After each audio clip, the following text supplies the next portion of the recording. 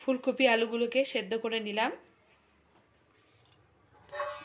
এখানে ঢালা মাছ নিয়ে নিয়েছি, লবণটা মাখিয়ে রেখেছি, হলুদটা এখনও দিইনি, দেব। আজকে ফুলকপি আলু দিয়ে ঢালা মাছ দিয়ে ঝোল বানাবো।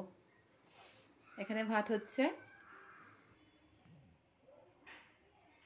হালকা সেদ্ধ করে তুলে নিয়েছি, কড়াইয়ে তেল দিয়ে দিয়েছি, লবণ মাখিয়ে নিয়েছি।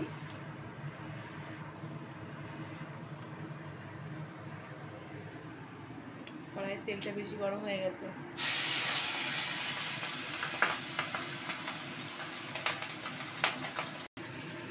মাছগুলো ভাজতে দিয়ে দিয়েছি। মাছটা ভেজে তুলে নিয়েছি। এবার ওই তেলে একটু জিরে ফোড়ন দিয়ে দেবো।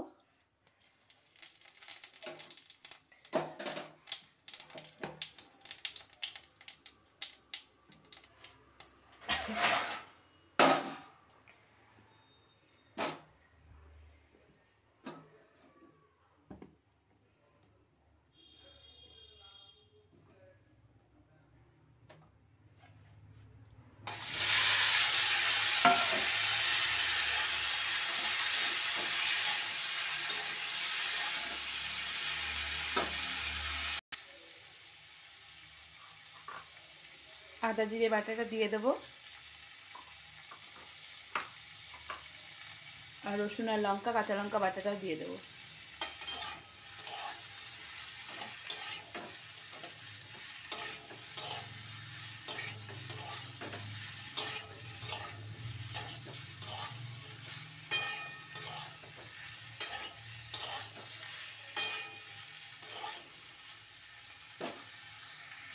নিচে আমার গ্যাস জ্বলছে,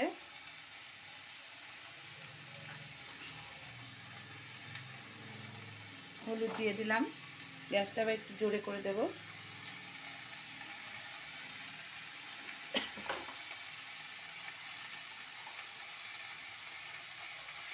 সাথে লবণও দিয়ে দিচ্ছি।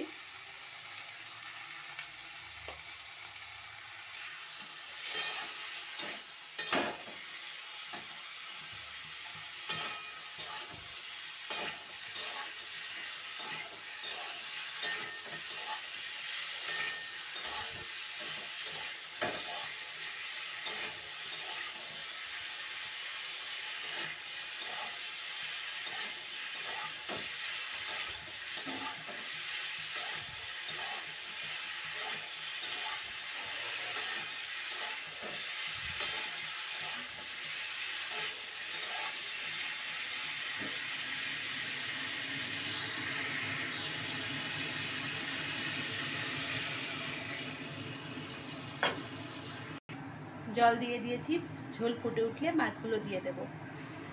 ঝোলটা ফুটে উঠেছে, এবার মাছগুলো দিয়ে দেব, দিয়ে এবার কিছুক্ষণের জন্য ঢাকা দিয়ে দেব।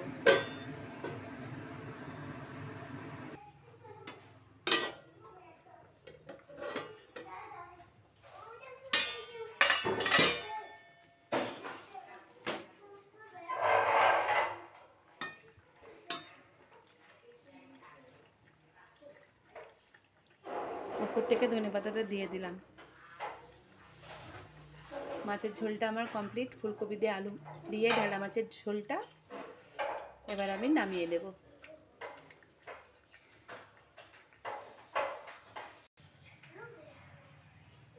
কমপ্লিট হয়ে গেছে আমার ফুলকপি দিয়ে মাছের ঝোলটা। যদি ভালো লেগে থাকে লাইক করে দেবেন।